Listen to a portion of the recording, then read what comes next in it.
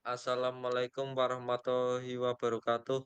Di sini kami akan mempresentasikan hasil pengerjaan dan diskusi kami untuk aplikasi SoundMeter. Sebelum memulai penjelasannya, izinkan saya untuk memperkenalkan anggota kelompok terlebih dahulu. Saya selaku Muhammad Agra Bilal NIM 2201530051. Lalu rekan saya Salsabila Etlanda Putri dengan NIM 2201530047 dan Hirsa Rizky Saputra NIM 2201530044. Kemudian mengenai Android Manifest akan dijelaskan oleh saya sendiri. Android Manifest adalah cetak biru aplikasi Android yang berisi informasi penting bagi sistem Android tentang aplikasi. Kemudian ada fitur izin, fitur dan izin. Use fitur Android Name, Android Hardware Microphone, yaitu aplikasi membutuhkan mikrofon.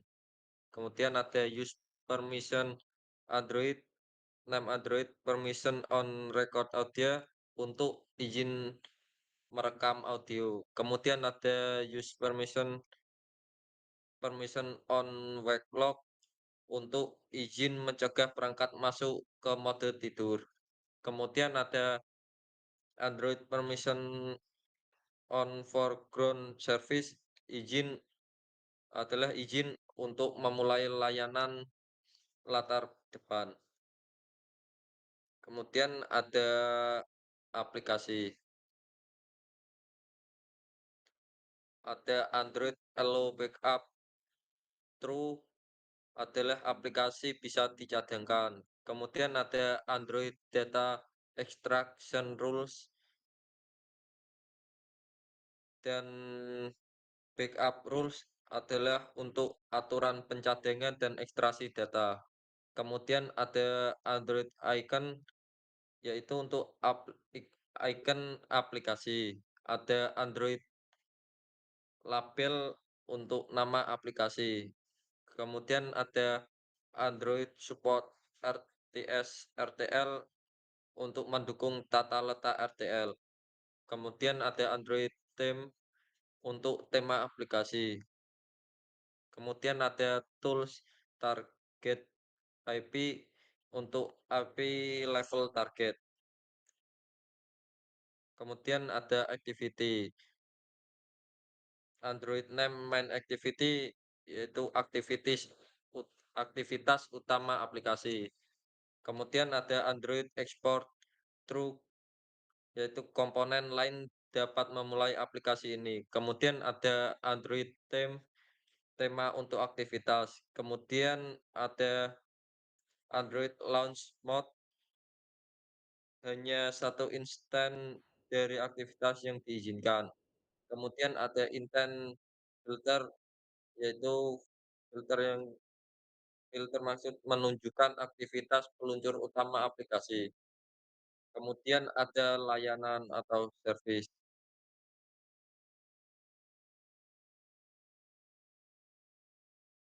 Yang pertama ada servis Android M Meter Service, yaitu layanan untuk merekam dan memproses audio. Kemudian ada Android Enable True, yaitu layanan dapat dimulai oleh sistem. Kemudian ada exported files, yaitu komponen luar tidak dapat memulai layanan ini. Kemudian ada Android permission record audio, yaitu memerlukan izin rekam audio. Kemudian ada Android foreground service type microphone untuk layanan latar depan menggunakan mikrofon. Kemudian ada intent filter, filter maksud untuk layanan ini. file ini mendefinisikan komponen aplikasi, izin yang diperlukan, dan interaksi antar komponen, memungkinkan sistem Android memahami dan menjalankan aplikasi dengan benar. Untuk materi berikutnya akan dijelaskan oleh teman saya Salsabila Etlanda Putri. Lalu selanjutnya mengenai Kotlin Java-nya akan dijelaskan oleh saya sendiri, yakni Salsabila. Yang pertama ada folder ui.temp. Di sini ada charge.kt, yakni menandakan bahwa file ini adalah file Kotlin. Nah, kode ini mendefinisikan sebuah enum class bernama charge yang digunakan untuk membuat dan mengelola grafik menggunakan library MP Android Chart di aplikasi Android yang dibangun dengan Jetpack Compose. Setiap nilai enum yakni seperti 1 second left, 1 second right, 5 min left, dan 5 min right mempresentasikan jenis grafik yang berbeda. Nah, berikut adalah penjelasannya. Yang pertama ada enum class chart. Di sini ada 1 second left, 1 second right, 5 min left, dan 5 min right. Mendefinisikan 4 jenis grafik yang berbeda yang mungkin digunakan untuk menampilkan data dalam berbagai jangka waktu atau untuk saluran audio yang berbeda kiri dan kanan atau left and right yang tadi sudah dijelaskan melalui manifestnya. Lalu ada property chart. Property chart dari tipe line chart digunakan untuk menyimpan referensi ke objek grafik MP Android chart yang sebenarnya properti ini diinisialisasi nanti saat grafiknya dibuat. Ini. Nah, lalu selanjutnya ada operator invoke, fungsi yang menggambar chart berdasarkan tipe yang sudah ditentukan.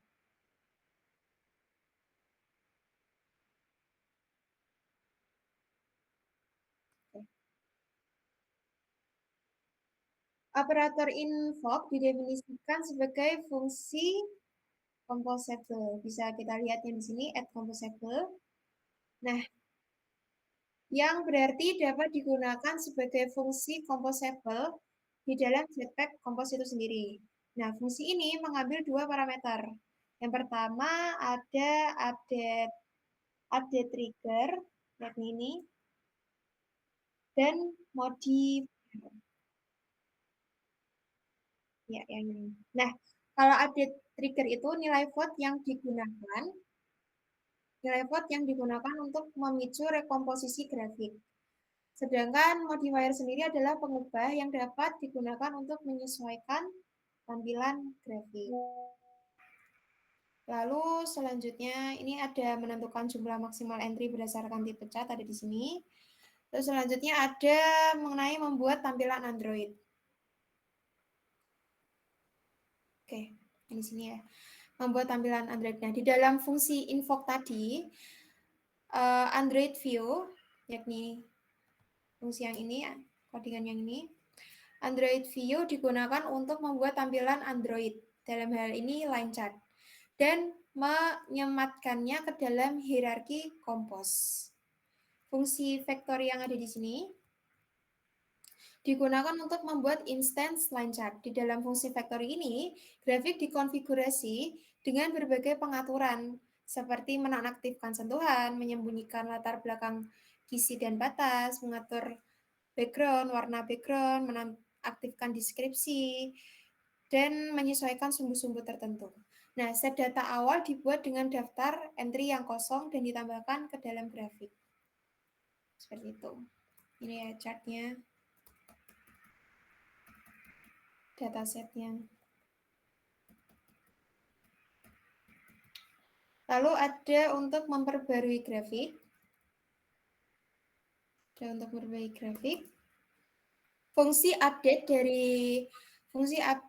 di sini, update dari Android View digunakan untuk memperbarui grafik saat data barunya tersedia. Di dalam fungsi update ada entry baru dibuat berdasarkan jenis grafik dan nilai update trigger yang tadi.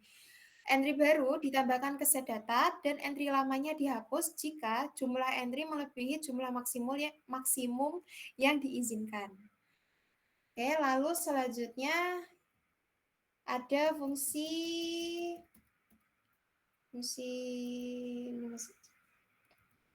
Nah, fungsi redraw atau fungsi untuk menggambar ulang chart. Nah, fungsi redraw di sini digunakan untuk menggambar ulang grafik secara manual, biasanya saat aplikasi dilanjutkan atau saat data perlu di-refresh. Fungsi ini membersihkan set data yang ada dan menambahkan entry yang baru. Seperti itu. Oke, lalu selanjutnya ada objek pendamping berisi konstanta tag yang digunakan untuk pencatatan. Oke. Seperti itu mengenai charts. Lalu selanjutnya mengenai main activity.kt akan dijelaskan oleh rekan saya yakni Hersa. Oke, berikutnya akan saya lanjutkan. Saya dengan nama Hersa Rizky Syaputra dengan NIM 2201530044 akan melanjutkan presentasi berikut.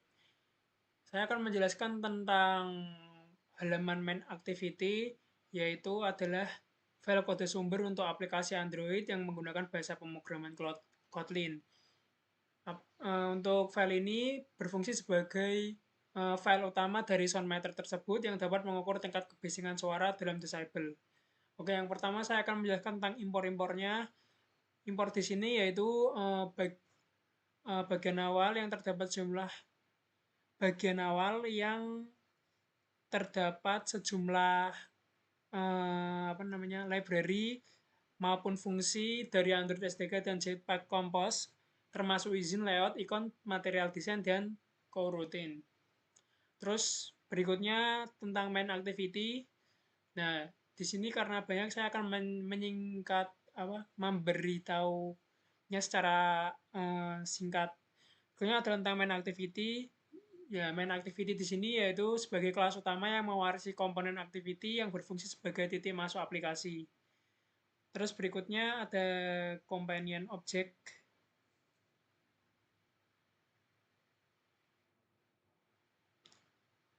Nah, companion object di sini yaitu berisi tentang variabel konstan dan fungsi utilitas atau kegunaan seperti db to progress yang mengkonversi nilai db ke skala 0 hingga 1 untuk digunakan dalam progress bar. Terus berikutnya yaitu ada fungsi onCreate.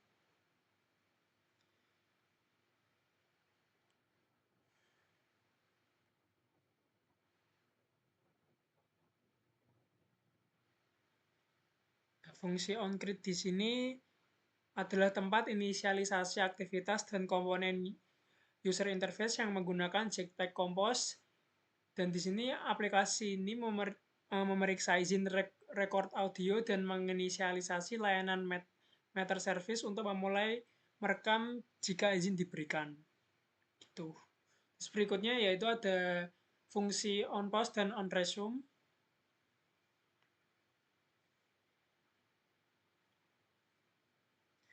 Nah, di sini fungsi on pause yaitu menangani transisi ketika aplikasi dijeda atau dilanjutkan. Dan jika aplikasi dijeda, layanan Meter Service dihentikan, dan jika dilanjutkan, layanan tersebut akan dimulai kembali. Terus berikutnya ada UI Composable.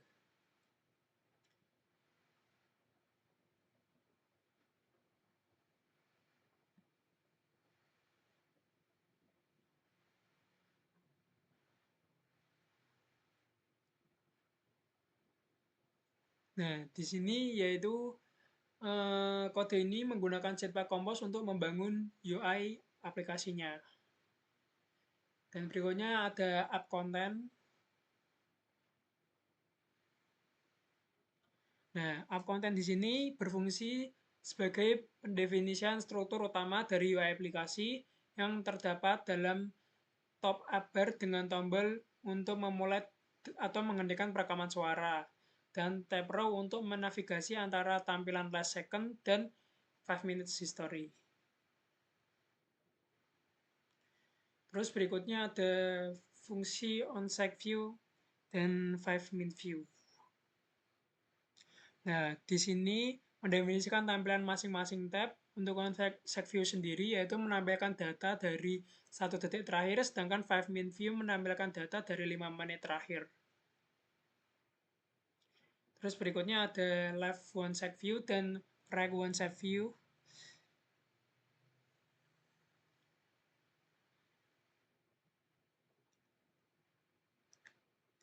Nah, fungsi ini menampilkan data dari suara dari kanal kanan dan juga kanal kiri dengan progress bar dan text bar yang menunjukkan nilai desibelnya.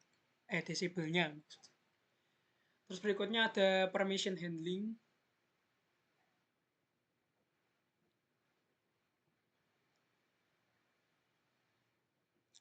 Permission handling ini fungsinya untuk menangani izin record audio menggunakan remember permission state dari accompanies permission library. Nah, jika izin tidak diberikan, sebuah dialog muncul untuk meminta pengguna memberi izin untuk merecord audio. Terus berikutnya yaitu ada no permission dialog.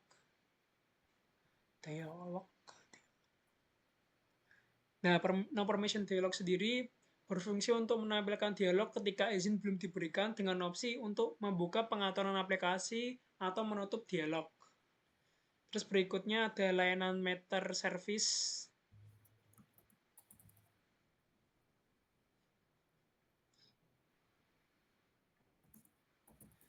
Matter Service. Nah, layanan Matter Service ini menyebutkan bertanggung jawab untuk merekam suara meskipun definisi layanan ini tidak termasuk dalam file yang diberikan. Nah, untuk struktur secara keseluruhannya sendiri, main activity ini sebagai kelas utama yang mengelola life cycle dan inisialisasi UI-nya. Terus berikutnya ada companion object yang berisi fungsi dan variabel utilitas. Berikutnya ada composable yang berfungsi untuk membangun UI menggunakan Jetpack Compose. Permission handling yaitu sebuah logika yang menangani perizinan yang diperlukan, dan dialog fungsi untuk menampilkan dialog perizinan. Untuk sesi berikutnya yaitu kita ke Matter Service, di mana akan dijelaskan oleh Kak Salsa Bileh. Saya akan menjelaskan mengenai matterservice.kt yang berarti ini adalah file Kotlin. Nah, kode ini mendefinisikan sebuah kelas bernama matterservice yang merupakan service di Android. Layanan ini bertanggung jawab untuk merekam audio dari mikrofon di perangkat, memprosesnya untuk menghitung tingkat kebisingan dengan desibel, dan memperbarui UI aplikasi dengan data ini. Berikut penjelasannya. Yang pertama ada deklarasi kelas master service. Kelas ini memperluas kelas service Android yang menunjukkan bahwa ia berjalan di latar belakang dan dapat melakukan operasi jangka panjang tanpa interaksi pengguna langsung. Ada variabel. Sebentar. Kemudian ada variabel anggota, ada wake lock, digunakan untuk mencegah perangkat masuk ke mode tidur. Terus ada timer sebagai digunakan untuk menjadwalkan penghentian layanan dalam jangka waktu tertentu. Terus ada ini record treat, utas yang menangani perekaman audio dari mikrofon. Lalu ada retreat, utas yang membaca data audionya yang direkam dan memprosesnya. Terus ada metode override on grid, dipanggil saat layanan dibuat, menginisialisasi objek audio record untuk merekam audio. Ya, di sini. Lalu ada notification channel. Ada notification channel untuk menampilkan notifikasi saat layanannya berjalan di latar depan. Lalu ada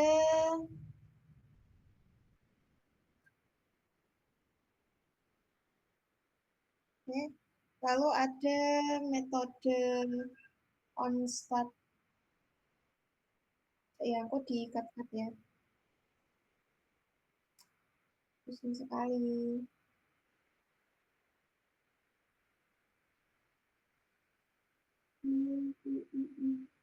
Oh, lalu ada notification window untuk menampilkan notifikasi saat layanan berjalan di latar depan. Lalu ada metode override on bind. On bind ini, lah ya. Nah, lalu ada metode override on bind. Metode ini adalah layanan ini tidak mendukung pengikatan. Jadi metode ini mengembalikan nilai nol. Lalu ada metode selanjutnya ini override fun on start comment ini dipanggil saat layanannya dimulai membangun dan menampilkan notifikasi untuk memberitahu pengguna bahwa layanan sedang berjalan, memperoleh wake log untuk mencegah perangkat masuk ke mode tidur, menjadwalkan, memulai recorded, dan retreat, lalu untuk memulai perekaman pemrosesan audio. Lalu ada ini ada wake log, timer, record retreat. Nah, lalu ada override fun ini on destroy, yakni penghapusan atau penghentian. Jadi kalau destroy itu dipanggil saat layanannya dihancurkan, menghentikan retreat yang di atas tadi dan menghentikan dan melepaskan sumber daya audio recordnya, menghentikan notifikasi latar depan dan membatalkan timer dan melepaskan wake log-nya. Terus ya. Nah, kelas dalam audio recording ini UTAS yang bertanggung jawab untuk merekam audio dari mikrofon, metode run, memulai perekaman, dan ada metode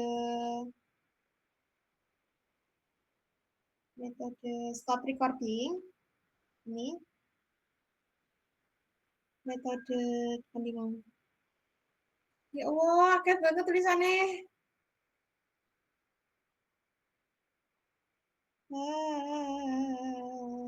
Oke. Nah, lalu ada metode stop reading, ya ini menyetel flag is reading, ini flag yang ini ke false untuk menghentikan loop pembacaan, seperti itu. Lalu ada metode sing diki. Oh, gak nemu ya? Oke.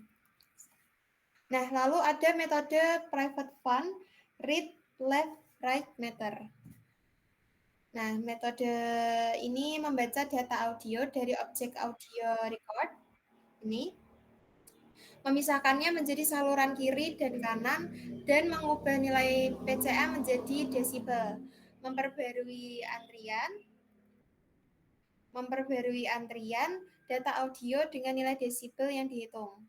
Lalu ada ini companion object atau objek pendamping di akhir ini.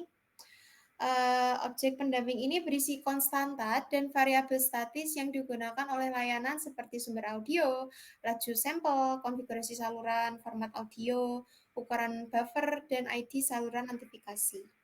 Seperti itu. Pokoknya singkatnya adalah meter service ini komponen penting dari aplikasi yang merekam audio, memproses, menghitung tingkat kebisingan, terus menghancurkan dan memproses audio yang di latar belakang, bahkan di latar belakang. Seperti itu. Lalu selanjutnya ada values yang akan dijelaskan oleh rekan saya, yakni Agria.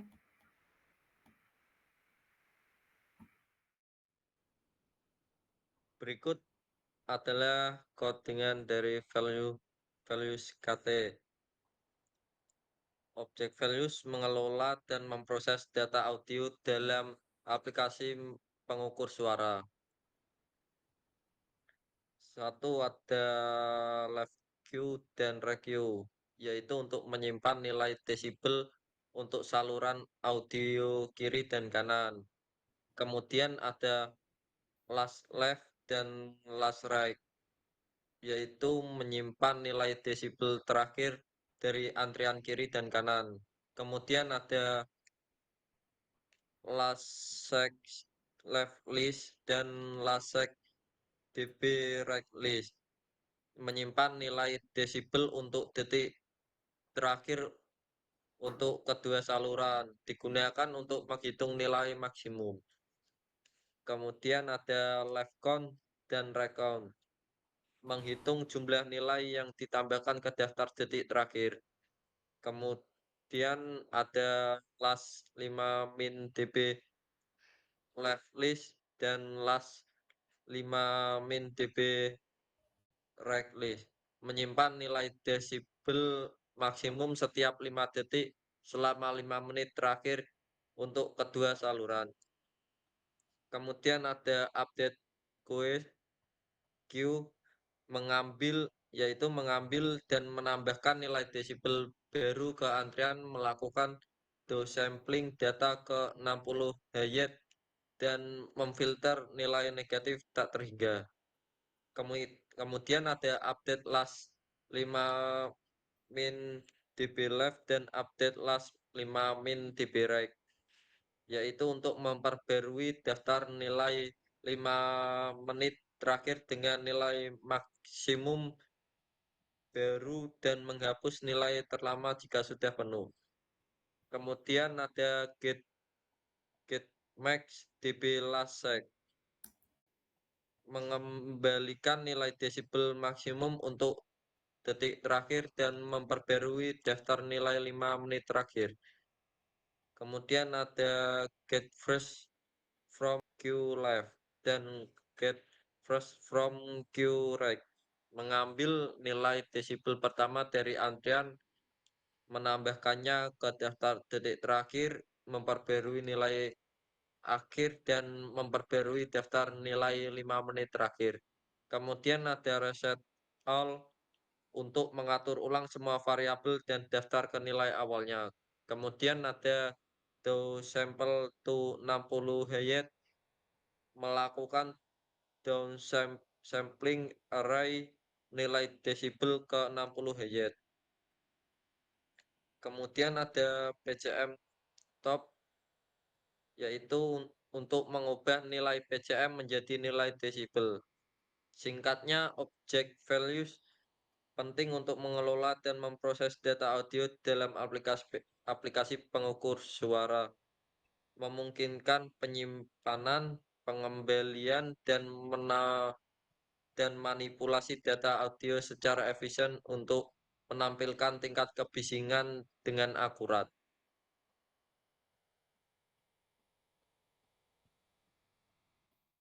Oke, selanjutnya akan saya terangkan mengenai pada file Java yaitu build config. Jadi halaman ini adalah halaman file konfigurasi build otomatis yang dihasilkan oleh Android Gradle, dan file ini berisi informasi penting tentang build aplikasi yang sedang dikompilasi. Oke, yang pertama itu kayak misalnya ada nama paketnya. Nah, ini nama paket sendiri, misal kan nama paketnya IT Alberto Pascual atau Sound Matters. Nah, ini menunjukkan nama paket dari aplikasinya sendiri. Terus berikutnya ada kelas build config-nya. Ini mendeklarasikan kelas build config sebagai final, yang berarti kelas ini tidak dapat diwariskan oleh kelas lain. Kelas ini berisi konstanta-konstanta yang digunakan selama proses build. Berikutnya yaitu ada debug, yaitu public static final boolean debug. Ini konstanta debug yang menunjukkan apakah build saat ini adalah build debug atau bukan. Nilai ini berisi true karena menunjukkan bahwa build ini adalah build debug. Terus berikutnya ada application ID. Untuk build application ID-nya sendiri yaitu berisi tentang ID aplikasi unik yang digunakan untuk mengidentifikasi apakah aplikasi di Google Play Store dan sistem apakah aplikasi ini digunakan untuk mengidentifikasi aplikasi di Google Play Store dan di sistem Android. Dalam hal ini ID aplikasi adalah Albert, Topaz, Luto, Soundmeter. Berikutnya ada build type. Nah, ini konstanta build type ini menunjukkan tipe build saat ini. Dalam kasus ini tipe build-nya adalah debug. Terus berikutnya ada version code, di mana konstanta version code ini menunjukkan versi kode dari aplikasi. Ini adalah angka integer yang digunakan untuk melacak versi aplikasi. Dalam kasus ini versi aplikasinya diberi kode 2. Terus berikutnya ada version name, di mana konstanta version name ini menunjukkan versi nama dari aplikasi yang ditampilkan kepada pengguna. Versi nama aplikasi ini dalam kasus ini itu 1.1. Jadi secara keseluruhan file build config Java ini memberikan informasi tentang build aplikasi seperti apakah itu build debug atau release, menunjukkan tentang ID aplikasi, tipe build, serta versi kode dan versi nama dari aplikasi. Terus kita selanjutnya akan ke resource, ke folder. Nah, untuk folder resource sendiri, folder resource sendiri ini saya akan jelaskan untuk versi foldernya saja, karena kalau secara keseluruhan seperti XML file untuk file XML sendiri itu tidak terlalu berfungsi di aplikasi yang kita jalani saat ini. Yang pertama yaitu folder resource sendiri ini apa? Jadi folder resource adalah tempat di mana semua sumber daya non-kode yang digunakan oleh aplikasi ini disimpan. Jadi sumber daya ini mencakup berbagai jenis file yang digunakan untuk antarmuka, pengguna grafik, audio, dan pengaturan aplikasi. Jadi yang pertama kayak misalnya ada drawable, ini berisi tentang file gambar dan grafik. Gambar-gambar ini dapat digunakan sebagai icon. Ini bisa berupa PNG, JPG, GIF, XML, terus dan lain sebagainya. Terus berikutnya ada layout sendiri, tapi di sini kami tidak menggunakan layout. Jadi ini berisi tentang file tata letak XML yang digunakan untuk mendefinisikan antarmuka pengguna dari aktivitas atau fragmen. Terus ada values. Terus piye, Allah, Gusti, genah kowe videone ra ono suaramu. Terus berikutnya ada values. Jadi values ini berisi berbagai jenis sumber daya yang didefinisikan dalam file XML seperti string, warna, dimensi, gaya, dan array. Jadi contoh filenya itu kayak misalnya string XML, itu mendefinisikan string literal yang digunakan dalam aplikasi. Tuh. Terus color dan dimensi juga. Terus berikutnya yaitu kita ke file XML.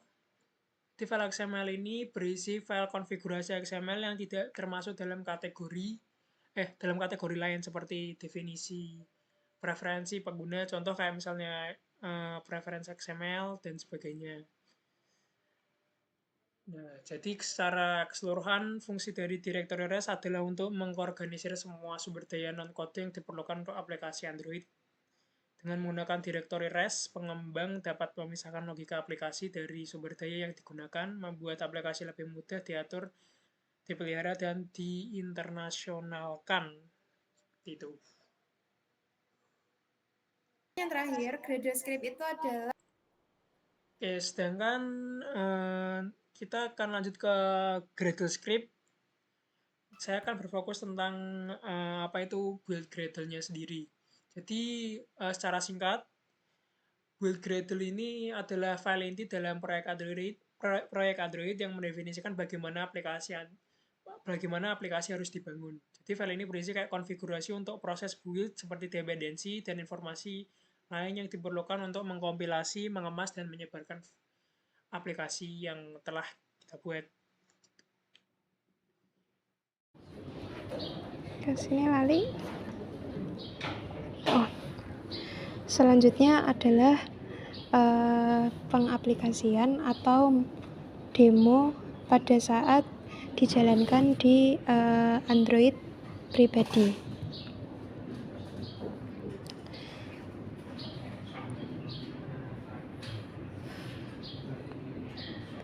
Oke, seperti yang bisa kita lihat, tombol pause dan tombol pause dan play akan mulai merekam. Jika diklik tombol play, maka dia akan mulai untuk merekam, menilai keadaan kebisingan sekitar seperti apa. Seperti pada saat ini ketika saya berbicara, maka desibelnya akan cukup tinggi. Berbeda ketika mungkin saya akan diam.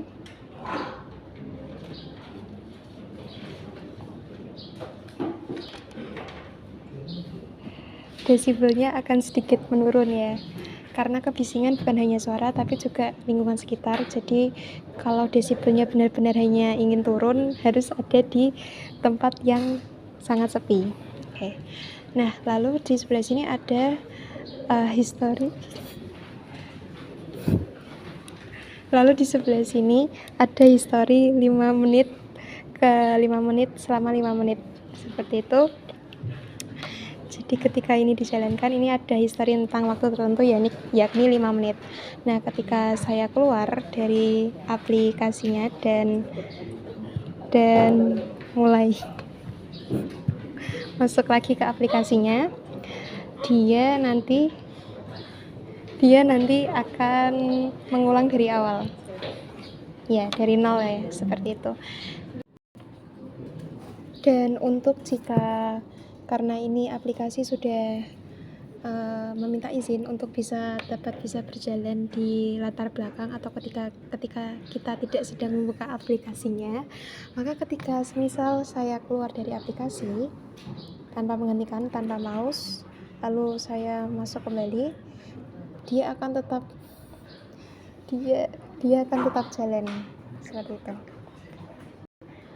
ya, selama aplikasi tetap berjalan di latar belakang seperti ini dan tidak dihapus.